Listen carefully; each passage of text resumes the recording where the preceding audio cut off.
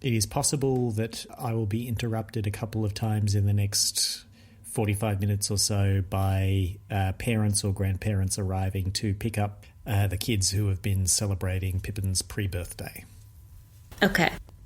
I may have recruited one of the kids as a listener of the podcast. We'll see how that goes. Oh, dear. He had a lot of opinions about climate change and energy, which I did not feel the need to engage with. Demonstrating personal growth.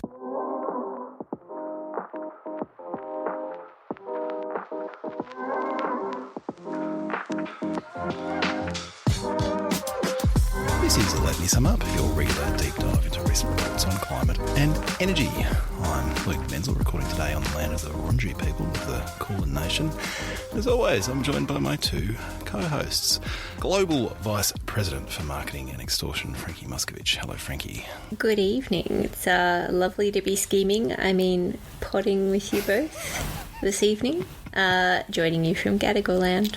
And the shadowy high priest of Australia's climate, Blankarati, Tennant Reid. G'day, Tennant.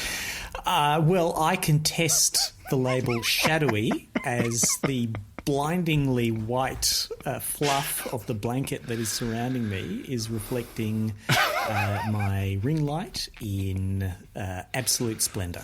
If you're unable to understand what we're talking about with that introduction, I refer you to episode 7 with Catherine Murphy, in which Tennant's blanket-loving habits are thoroughly unpacked. On this week's show, we look at a new report which interrogates the contribution that coal mines are making to Australia's methane emissions. And given we're addressing this report, Tennant, the news cycle has thrown up a story which is thoroughly on point, because Australia has finally signed up to a methane pledge which was first announced back at COP26 in Glasgow. That's right. So the Global Methane Pledge, originating with the European Union and the Biden administration in the United States, is a global voluntary agreement for participants to contribute to a collective effort to reduce global methane emissions by at least 30% from 2020 levels by 2030. And, you know, there's a lot of means by which they are free to do so domestically and working together. And it's a pretty big deal. Some of the biggest methane leakers in the world are not yet parties to this. Russia's not showing a lot of interest, and I'm not sure if entreaties from Europe or the United States are going to be particularly persuasive to them at the moment. Carry a lot of weight just now. But a lot of others are. A number of Middle Eastern economies that are significant producers of natural gas are participants. It looked pretty weird last year for Australia to be standing clear of this thing. And what has happened now is the new federal government has taken a look at it, and they've gotten comfortable internally, but even more importantly, they've had some chats with key stakeholders who might have been worried by it. So methane emissions come from, broadly, fossil fuel production and infrastructure, and from enteric fermentation, or burps, and to a much lesser extent, sorry headline writers, farts of ruminant animals. And so the government's been having some chats behind the scenes with the National Farmers Federation. They've evidently been having some chats with the Australian Petroleum Producers and Exploration Association. And those organisations were vocally positive and supportive when the government announced this participation. It helped, I think, that the government promised that they weren't going to impose any kind of fines or levies or taxes on farmers to advance this methane reduction agenda, unlike New Zealand, which has recently made some decisions there, and that they were already committed to imposing a toughened safeguard mechanism on large oil and gas facilities and coal mines, relevant for today. So it doesn't necessarily mean anything different will happen from the gas producers' point of view either. But overall, I think this is a pretty significant decision. It's a positive one. It puts Australia back on the inside, not the outside, chucking rocks of global climate efforts. It is a voluntary agreement, like actually all of the agreements really on mitigation, but it seems like a positive thing. I thought it was significant that I think Chris Bowen sort of emphasised the aspirationalness of the target and its voluntary nature. So I think this feels like a really good step to, again, like another positive sort of step back into the international community and consensus about what needs to be done. But it feels like if we're going to have a serious crack at that in the next few years, then perhaps more policy than what's sort of already on the table might need to be contemplated.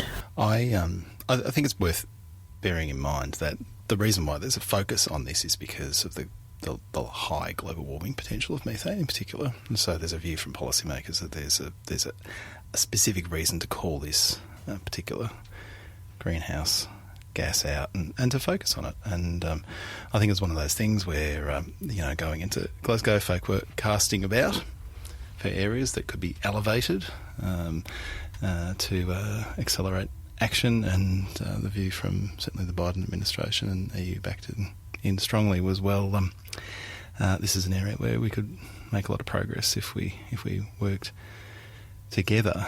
I think the sort of 1.5 degree scenarios that I've seen rolling about have us cutting methane a lot more significantly than 30% by 2030. It's worth saying that need to get well above 50% cuts globally to keep that 1.5 degree target in sight. But a focus on this particular greenhouse gas, I think, is useful because it is such a significant contributor to the emissions profile of particular sectors. So it sort of takes the high level national task and starts to break it down into some granular detail that one can wrap one's arms around and think about. I agree with you, Frankie. There's not a lot of policy here, but if it prompts some thinking about what policies could be trialled to support cutting that emissions, then that would be a good thing.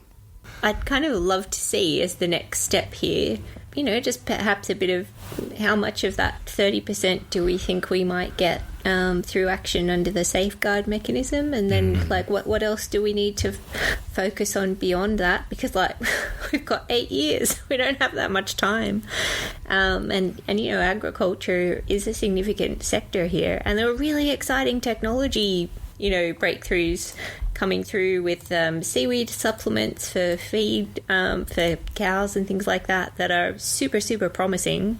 So does it mean, a very substantial investment in that to make sure that that's coming to a trough near all of our cows? Or I'd just love to see a little more from the government about how we're going to meet those targets. There's no point committing to one unless we're going to take serious steps to try and achieve it. Well, so the agricultural side, I think, is whatever pathway you want to take is going to be a slower one to ramp up than reduction of fossil fuel production and transport related fugitive emissions, because agriculture, like your choices are, modify the food and the technology or the logistics around raising cattle and sheep in different contexts, or genetically modify the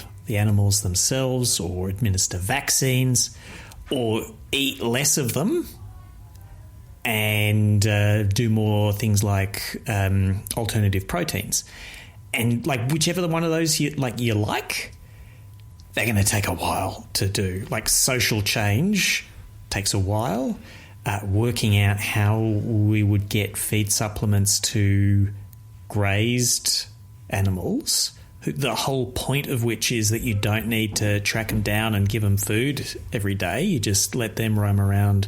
Obviously, I'm speaking as a shiny-assed wanker from the Big Smoke who hasn't the foggiest idea how to graze cattle. Tennant, thank you for giving me your next intro. Love it. Too easy. Continue. Building up alternative proteins and people's understanding of those proteins is not going to be fast. I have seen results, I think I've talked about these before, but dairy cattle, which are an important component of Victoria's emissions, there's early results indicating their enteric fermentation emissions can be reduced by 40 to 45% with seaweed-based feed supplements, which can be administered twice or 3 times a day when they go for a milking. That's great. Like, that's really good and consistent with this kind of target. But that is still in trials. It's nowhere in the marketplace. And as you know, it's a significant component of Victoria's emissions, but most of Australia's emissions are from rangeland beef. Yeah. And sheep, but beef. So I don't know how much of that we're going to achieve in 8 years. Well, this is a walk and chew gum situation, right? So I think what we need to be doing is looking at where the quick wins are. The paper we're going to talk about suggests there are some in the coal mining sector. Don't know. Should we talk about that? Let's get into it. I'm psyched. Given the Australian government's big new methane pledge, it seems timely to take a look at a new report from Sabina Hassan that shines the spotlight on another major source of methane in Australia, coal mines. In it, she argues that satellite data that suggests methane emissions from our coal mines are chronically underreported and that Australia needs to focus on closing the highest emitting mines, better managing the methane emissions from the remaining mines and ensuring no new coal mines are built. Frankie, what did you make of this report? Big question. I don't have my head in this space very often, so I found it interesting in that it sort of put some numbers around the proportion of emissions that come from fugitive methane out of coal mines. That's about 5% of Australia's total greenhouse gas emissions, based on the figures reported through the NGES scheme. So it sort of it steps through kind of where the majority of mine methane emissions come from. So they talk about the split between open cut mining and underground mining, and the fact that the majority of reported emissions from coal mines are from underground mines, and I think methane accounts for about 80% of Scope 1 emissions from those mines, and then 60% of Scope 1 emissions in open cut mines are from fugitive methane. I think it was interesting that the underground coal mine methane is more likely to be actually measured versus the open cut coal mine where it's typically estimated. Because in underground coal mines, methane is a very big hazard, and you want to track it as part of like filtering the air in the mines and keeping them from exploding. Whereas it's all much more diffuse and not a safety hazard at the site, typically, I think, in an open cut context. So very different data for those two different kinds of mine. And I think that's at the heart of one of the criticisms that the paper is levelling at, the way Australia's been accounting, or, perhaps not accounting well for these emissions. So beyond sort of giving a picture of what that looks like for underground and open cut mines, it also says, obviously the majority of these mines exist in Queensland and New South Wales. And then it also kind of points to sort of analysis done outside of Australia under the banner of the IEA and leveraging satellite imagery to suggest that, a lot of those Scope 1 emissions, particularly from open-cut mines, have been underreported, or that's what it contends, to the extent that I think the IEA revised up their estimation of Australia's methane emissions by like 57%. Such a turnaround that we're doing an episode where the IEA are the data correcting heroes coming in and telling other people who've been getting it wrong. Indeed. So that's sort of where the contention is. So I think the central part of their criticism in this paper suggesting is that the way the Australian government has required coal companies with open cut mines to report their methane is oversimplifies things, and it results in a massive underreporting of potential emissions. I just want to put a pin in that because I read some of the papers that were referenced, or sort of linked to here, that seemed to suggest things had changed as well in terms of the way that those emissions are reported. So with the open cut mines, because it's, you're just breaking up coal seams as you're digging stuff up and methane's escaping out of those coal seams, it can be harder to measure that on site as you go. So they talked about allowing for the use of standard emissions factors. And I guess the contention is that the one that's applied generally in some of these contexts is leading to a massive, underrepresentation of the amount of methane that might be coming out of those mines.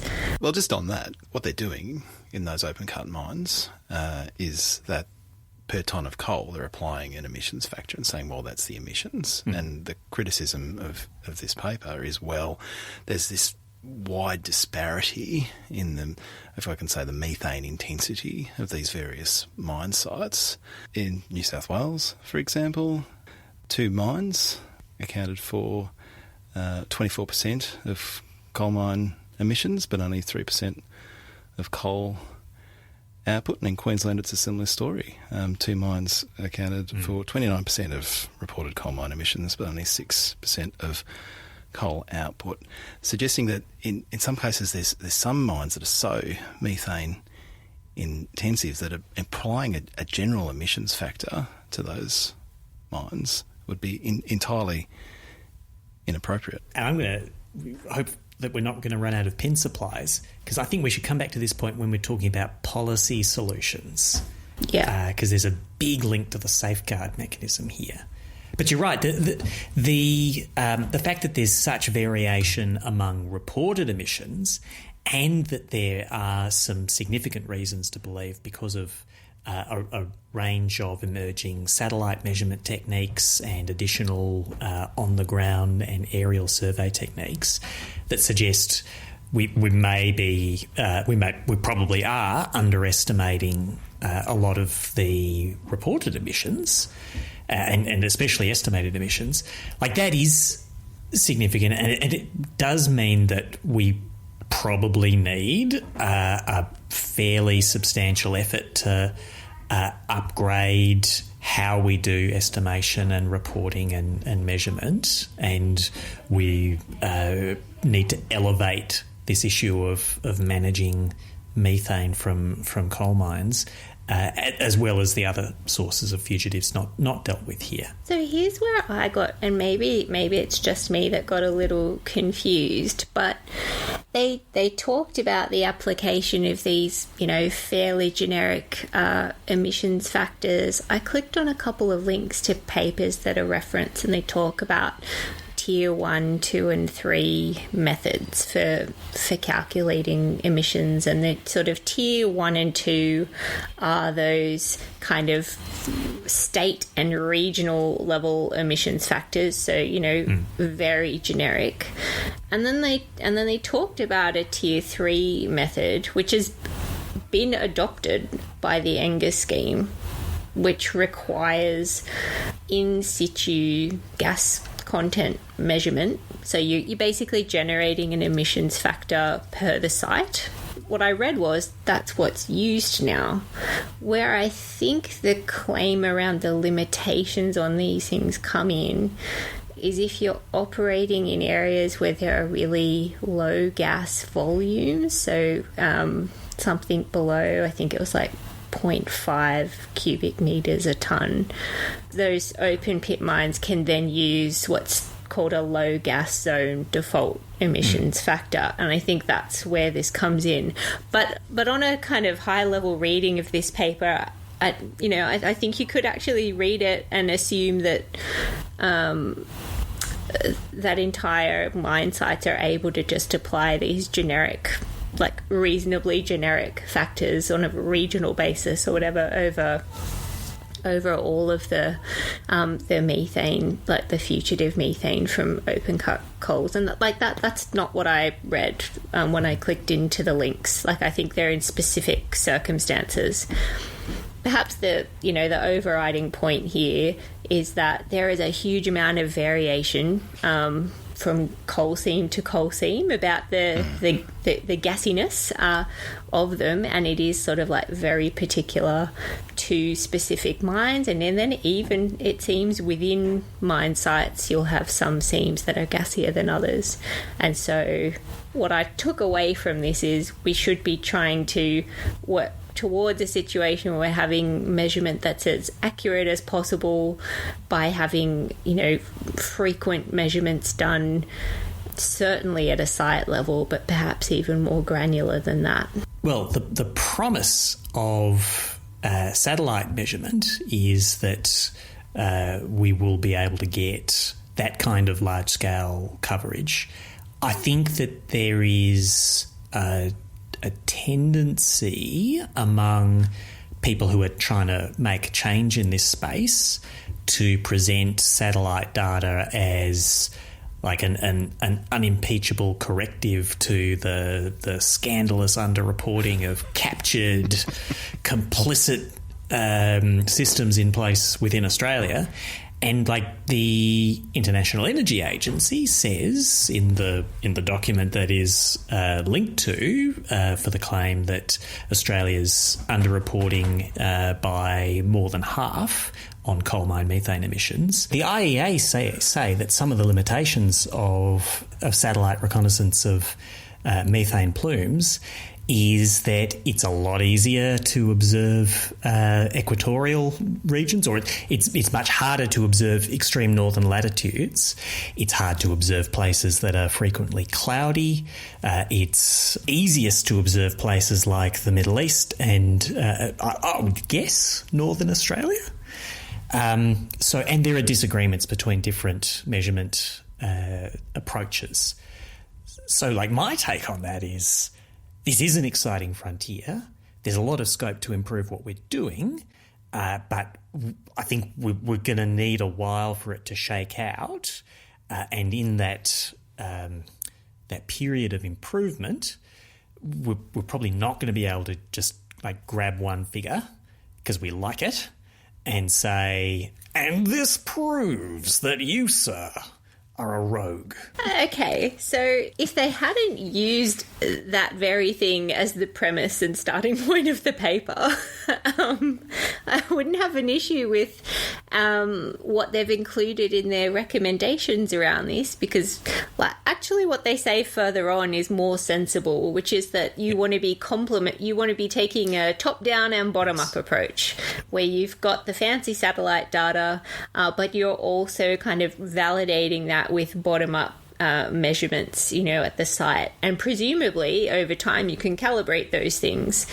And so, that's a sensible thing to say in the paper. It's weird that they start by saying, we've massively, underestimated Australia's methane emissions because satellite data. So that's a potentially fatal flaw? Is that a fatal flaw of this paper? It doesn't help frame it up. I'd say it's a weakness more than a fatal flaw. And I've got another weakness, but also not a fatal flaw to bring up, which is global warming potential.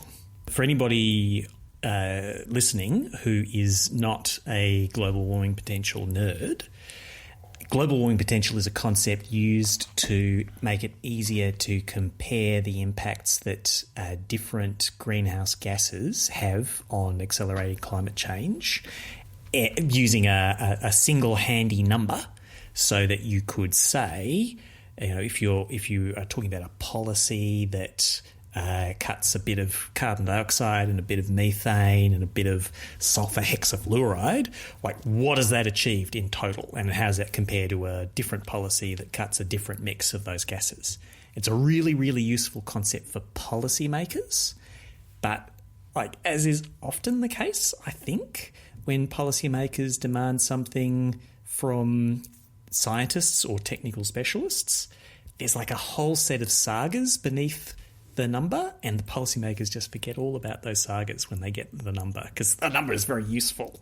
And so one of the sagas is, are you comparing all these gases based on their effects over the long term or the short term, or something different to that? And most policy commitments are made in terms of measuring global warming potential over a 100-year period. But a lot of people who want to do something about methane tend to use a much shorter period. In this case, the authors laid the stress on global warming potential over 20 years. And the reason they do that is because methane is really powerful and effective in blocking infrared while it's in the atmosphere, but it's only in the atmosphere for about 12 years or so before it breaks down to carbon dioxide and water. And so on a 20-year time frame, methane's 80 plus times as powerful as carbon dioxide, but over a 100-year time frame, it's only 34 times as powerful. And there's another, like GWP 20, GWP 100. There's also GWP star, which doesn't even get mentioned in this one, in this paper. But that's another effort to try and adjust for the fact that it makes a big difference with with methane, whether emissions are increasing or stable or decreasing. That sounds like sort of so obvious that it's why am I even saying it? But it makes a really big difference for methane because it breaks down. And so carbon dioxide accumulates in the atmosphere. If you keep emitting any, it will keep accumulating in the atmosphere in human terms more or less forever. Whereas methane will break down after a period. So if your methane emissions are constant, global atmospheric concentrations will not increase after a period. Whereas if you continue to emit more and more and more methane at a higher and higher rate, then that impact will increase. So GWP star tries to take account of that and give a sense of like the importance of the trajectory. All of which is to say, none of that complexity really makes its way into this paper. This paper uses GWP 20 because it produces big numbers that make methane sound extra bad. And they've got a little asterisk around, well, you could do 100 as well, and it's still bad. But like it's written a bit campaigny. Yeah, which was kind of my issue with it, is that they seem to be approaching this whole topic, and I suppose it goes to, not unpacking all the nuance that is in that IEA paper. It goes to picking the GWP, which makes for the most dramatic number in terms of what the impacts we're having. And they sort of justify it. They say, well, look, we're going to solve this climate thing in the next 20 years. So the thing that we should be concerned about is impact over the next 20 years. But I suppose it also would be to note who's writing this paper, right? They're a bit campaigny. Campaigners going to campaign. Dr. Sabina Assan works for EMBA, who describe themselves as an independent energy think tank that uses data-driven insights to shift the world from coal to clean electricity. And I'll put my hand up, and I am very happy to say that I think that's an excellent idea, and I'm glad this organisation exists. However, it is incumbent on us as fair-minded critiquers of papers from all all directions and all ideologies to say, well, it is from that perspective unsurprising that there's a lens that is clearly being applied to the data that they're drawing in, and they are looking to make a point. And their point is that Australia's a bit rubbish when it comes to coal. It could be doing a lot better, and there are really big impacts if it does better. Yeah, I think you can definitely critique them for picking the metrics by which they want to sort of focus their criticism through. But it would be fair to say, though, that they point out that there are probably some flaws in the way that fugitive emissions are reported from Australian coal mines, and that absolutely needs to be addressed. I think that's fair. What I found a little frustrating then, because I was, eagerly looking forward to reading how the recommendations would speak to, the very good point that they raised, particularly as it related to the accuracy of reporting around open cut mines, were that a lot of the strategies they talk about aren't really relevant in that context, unless you take really the main point, I think, that this paper was trying to make, which is, well, we just need to get out of coal altogether and close all the existing mines and make sure they're flooded and not able to emit methane even after closure. That's the big, there's some stuff around improving monitoring and reporting and all very sensible things. But apart from that and a better use of sort of ventilated methane capture, which is used in underground mining, there aren't really any suggestions for what you do in that context beyond literally don't mine the stuff anymore, right? Well, so just to give the recommendations around underground mines their due, the technologies that they talk about, which are delightfully named. Thank you, CSIRO, for VAMIT, VAMCAP, and VAMCAT. But these are different technologies for filtering, for using for power, or for concentrating to help you use for power the methane that's captured in ventilation systems in underground mines. And the author's gloss is that these technologies could cut within mines where they're applied these methane emissions by 96%, which sounds like it would be pretty good if it was done.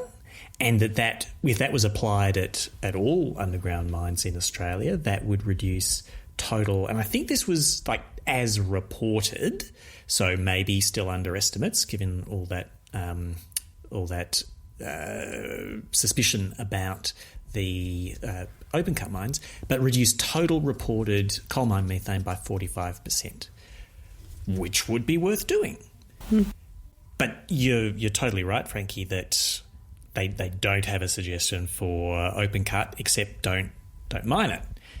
And right now, and this will still be true when this episode goes to air, there is a debate going on about the safeguard mechanism reform, and an awful lot of activities are seeking to claim the mantle of hard-to-abate sector.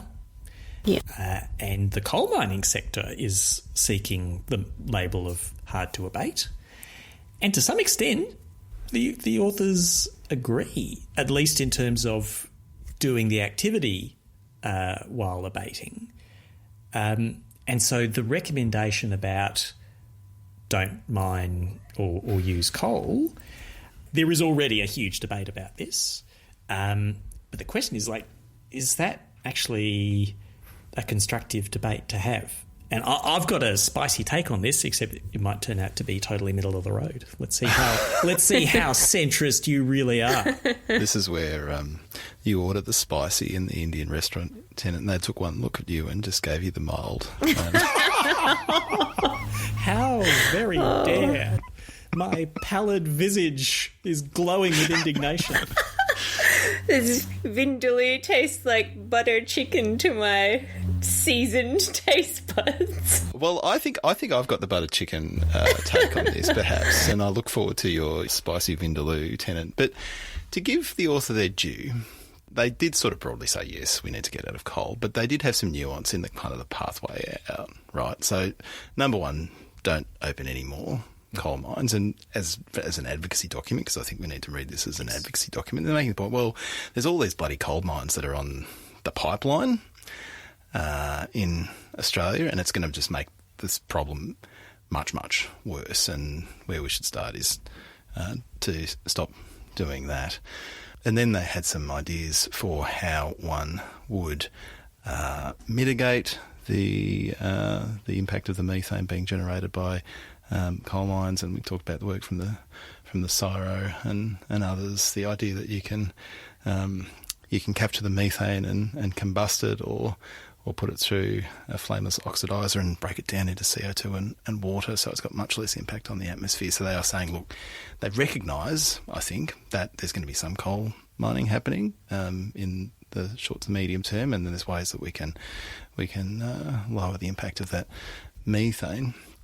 And then there's this idea that goes back to my earlier point that there appear to be some coal mines that are much worse than others in terms of methane production, and perhaps we should focus our attention on closing those and supporting those communities, which I actually thought was quite a constructive lens to take on this, because it takes it out of the world of, we're going to shut down the entire coal mining industry tomorrow, and it says, well, this is going to be a phased transformation that we're working our way through. We're not going to do it all at once, and it makes sense to focus our attention on the areas that are going to have the biggest immediate impact. And that struck me as relatively sensible and brought a level of granularity to what is often like a comic book death battle between the folk that are worried about climate change and the folk that are worried about regional jobs. So there's my buttered chicken for you, Tennant. Give me the vindaloo. It was mild and palatable. All right, so I think I'm going to give two takes: Spice and like the antiparticle of alternate universe Spice that will cancel each other out in a shower of gamma rays. For coal mining emissions, like even if they are being underestimated, and they probably are, and even if you apply a let's focus just on the next 20 years, higher global warming potential for methane, it's still the case that the combustion emissions of the coal when it's used, wherever it's used, are vastly larger. And so, like, they're saying we think we're really emitting at least 70-something million tonnes of coal mine methane CO2 equivalent. But those coal exports are producing probably more than 1 billion tonnes of CO2 equivalent in the world where they're used. So the big deal is use. And is use going to go down or isn't it? Now, there's an argument here for supply constriction, and I don't think that is a winner. I think the decisions that Japan and India and Korea and China and a lot of other places are making and are going to make about their own energy systems and how much coal they want to use are a very big deal. They are going in a positive direction. They've got, there's things that could be done to help particularly low-income countries. South Africa's got a pioneering deal with the European Union and others to help finance the shutdown of coal-fired power stations. Leaning into that kind of thing could be a very positive thing. But if we just look at what has been happening around the war in Ukraine, so Vladimir Putin, as a weapon of geopolitical aggression, is constraining fossil fuel supply to Europe. And if he were not the dictator of his country and an authoritarian, a lot of people in Russia would be saying, what are you doing? This is you're ruining our markets. You're creating economic chaos internally. In Europe, it's not so popular either. And there's a decent chance, more than a decent chance, that in the longer term, this is going to come good in terms of global emissions. In the short term, constraining one source of gas is leading to a massive hunger for other sources of gas and for coal over gas. And it's pretty dark in the near term. If somebody were going to try and do that, something like that in terms of volume and speed for climate-related reasons, in a democracy, I think they wouldn't last 5 minutes. I think it's just not a goer, and people should concentrate on not using coal because, it's awful, it's expensive, it's dirty. There are cheaper, better alternatives to using coal. That's a very positive agenda, and stuff is happening in Australia on that front pretty rapidly. It's not the fault of these authors. I'm sure, there's a pace to when you can complete a paper and what you can adjust along the way. But a lot of stuff has changed since they evidently started drafting this paper. But I think that the one big thing they want is a voluntary Australian, we are going to, for global good reasons, not sell people coal. I think political leaders are going to keep running a mile from it. I'll give my anti-spice in a minute because I've said a lot. I'm on board with your spice, but are you then saying that we shouldn't worry about these methane emissions because, well, the emissions from combusting the coal is so much greater that it's a rounding error? Are you going that far, Tennant? I think what I'm saying is ultimately customer decisions about how much they emit and how much coal they use are going to determine the fate of how much fugitive emissions we produce from mining coal. Because if they ain't buying, we won't be mining. But I will go beyond this nihilistic fate's out of our hands. Let's be blown on the wind. Oh, you're just on your back, showing your little tummy, going, "There's nothing we can do."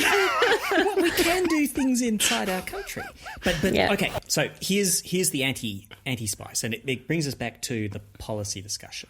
Just to be clear, I just want to pin this analogy down. This is the soothing yogurt on the Vindaloo that you just laid down. Yes, if the yogurt is made of antimatter. Antimatter yogurt. Okay. Anti-Vindaloo matter. Good, we pin that down. Proceed. Yeah. Bad physics, but maybe good metaphor. Possibly delicious. So we've got this debate at the moment about the safeguard mechanism. Everybody's trying to say we're special. We're very hard to abate. Go easy on us. Don't ask us to reduce too many emissions, or something bad might happen. And maybe it's true that the on-the-ground opportunities to reduce some of these emissions without not doing the activity are limited. Maybe it's true that also coal mining is going to be an extremely profitable activity for some time to come, and then it's going to go through the floor down the track, maybe not that far down the track. I would be inclined to say on the safeguard mechanism, look, well, we do have emissions commitments that we want to achieve. This is a significant contributor. The fugitive emissions are a significant contributor to our national emissions. We do need to try and get them under control. Just cover them with the safeguard mechanism, give them tight and declining at a hefty clip baselines, and see what happens. If they've got a substantial financial incentive to apply all the CSIRO's best acronyms to reducing these emissions, see what they do. And I'm kind of doubtful that they're going to leave the country while coal is $400 a tonne in international markets. I'm also pretty doubtful that they've got this whole we'll be the last one standing, we'll be the cleanest, most competitive suppliers in the world in 2040 or something. I don't think that's true. But we'll see. So I think I went through controversy and anti-controversy to mealy-mouthed, let's just do the policy and it'll be fine. Completely agree. The big game is in where it's burned overseas once we've sold it somewhere. Get that, but agree. this paper is not going to convince Australian politicians to not sell coal or to constrain supply. But to your anti-Vindaloo Spice point there, Tennant, I'm 100% on board with the policy response, because like the main takeouts I took from the paper was we're not tracking this stuff as well as we should. So point number one, like get the coverage and the accuracy of the reporting right. Stick it in the safeguard. Put a massive decline on it. All right. Are we good? Is there anything else we need to talk about? I think we've mined this particular seam to exhaustion, and it's time to abandon the site while saying, "Oh no, we're still thinking about mining that one a little more. We're not going to cap it just yet." The business model of this podcast is just strip mining papers for content and rapidly moving on. Like a bunch of vultures. Picked over the carcass of this one. Time to move on. Picked its bones clean. It's very satisfying at the end. Like a good feed. Oh, God. Please edit that out. I've just guaranteed that's going into an outro. Frankie Muscovich, apex predator of the paper ecosystem. Right, as always, we close out the show with one more thing in which we all share something that is currently captivating our attention. Frankie, what have you got?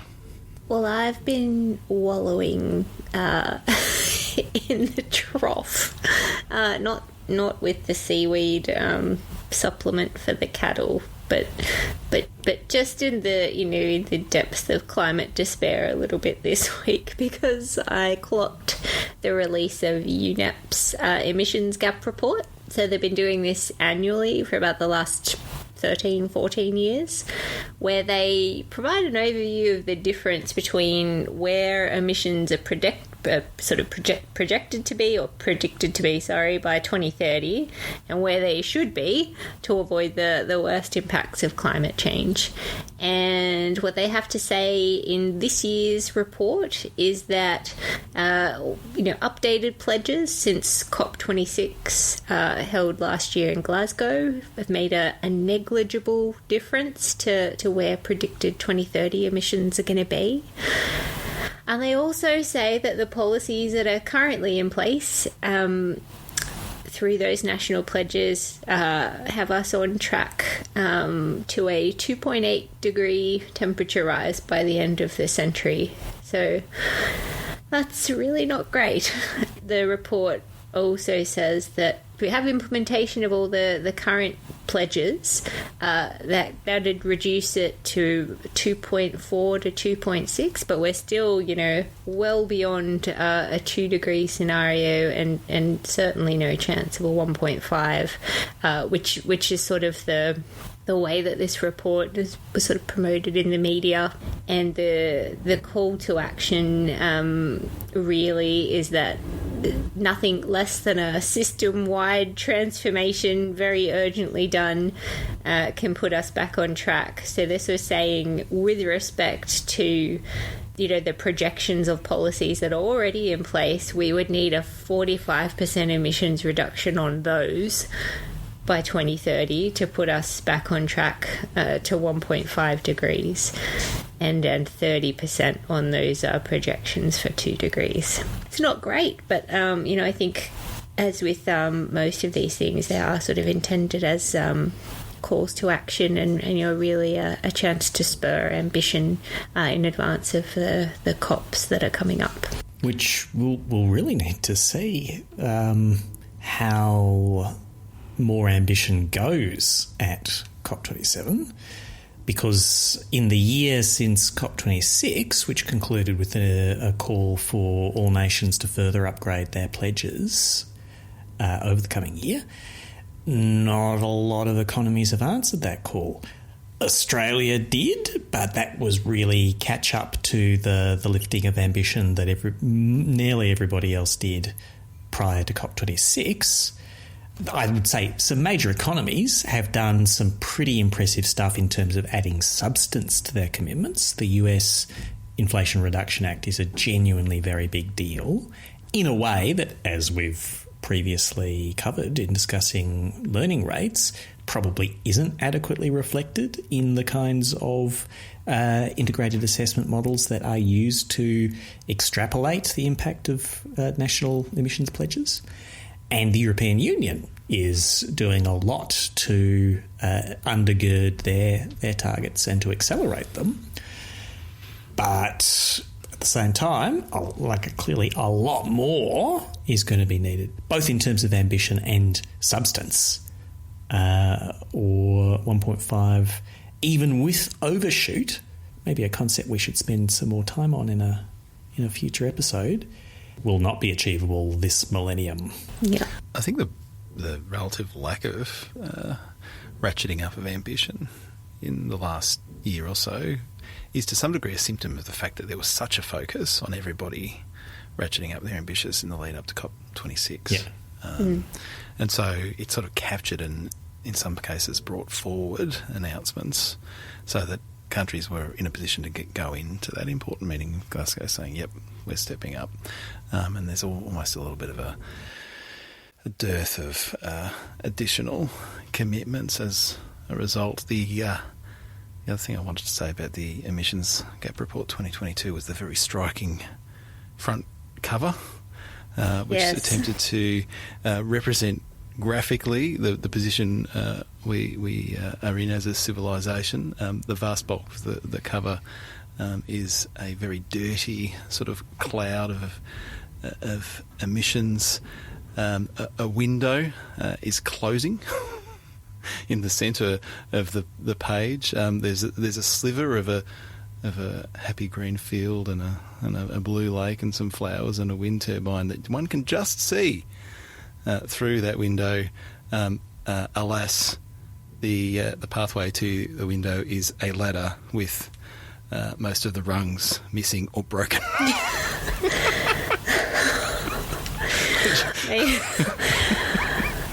Way to paint a picture, Luke. I mean, I before you both started talking, I was going to go, I'm trying to pull myself out of the wallowing phase of having read the report and choose to see it as a starting point for further discussions and optimism and outcomes out of COP. But I think both of your observations that these things, like, they come in cycles, right? Like, very deliberately, and there was so much build up to COP26. It's like the political capital has been exhausted, in a lot of places, and so, it's probably going to be another couple of years before, a lot of those big economies are in a position to have another great big push. And obviously, like, it's required, and it needs to happen sooner rather than later. I choose to be heartened by Tennant's point, which is huge investments in places like the EU and the US are going to have spillover. Yeah. Effects, going to accelerate the development and proliferation of technology, and that's happening in other parts of the world as well. China and India, which we don't spend a lot of time talking about on this pod, are making huge investments in this space. India has a huge focus on reducing its fossil fuel inputs, transitioning to renewables, and it's not there aren't countervailing forces in India as there are in every economy, but it is a big feature of the way they're thinking about these issues, and so I choose to believe that the window's just a tad more ajar than is representing on the front of that UN report. You want to do a Blade Runner style track 45 right, enhance, zoom in to the bright spot, a 3D exploration to head through that window and into a brighter future. Love it. Okay, Tennant, what have you got? All right, so I'm gonna take a risk on this podcast and promote another podcast.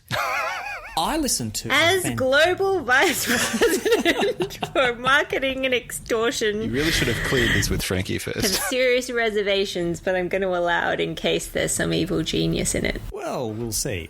But what there is is a cracking good discussion between Michael Liebreich, clean energy maven, founder of what is now Bloomberg New Energy Finance, and Yanis Varoufakis, left-wing economist, former Greek finance minister, and like all-around global gadfly, about how electricity markets are structured in light of everything that's going on in, well, not just in Europe and the UK, it's pretty familiar in Australia as well, but with the input costs for some electricity generators going very, very high and marginal pricing structures in place in those markets, every generator is earning much higher prices, and people are very worried about paying for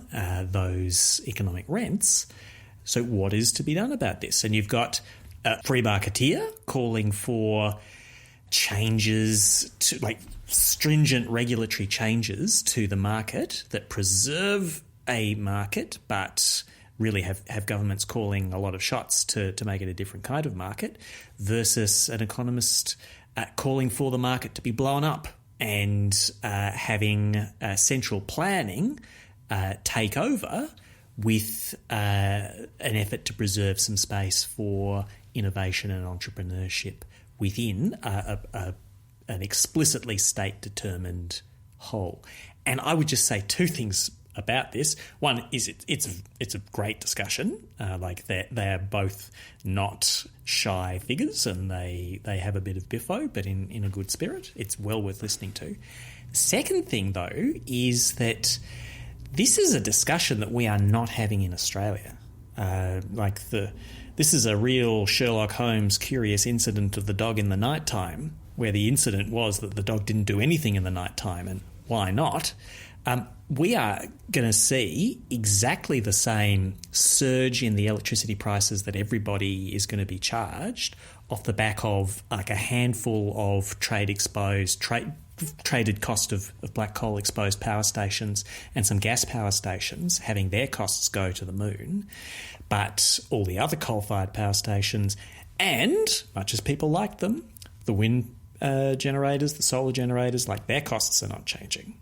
So are we going to change how our market works? Are we going to have more debates about not just little toe-in-the-water investment vehicles, state electricity commissions, but complete takeovers? Like, I don't know. I think we should have a discussion, but so far we're not. I vote one for energy market governance reform, but I'm coming at it from a demand side, getting a look in and amongst everything that you're saying, Tennant. I think that would be great. But I do note the net result of all the chat and the jostling among energy stakeholders in the last few years on NEM reform has been that formal stasis has prevailed in a lot of respects. Even people who want change in the energy system have wound up arguing against changes in the energy market rules.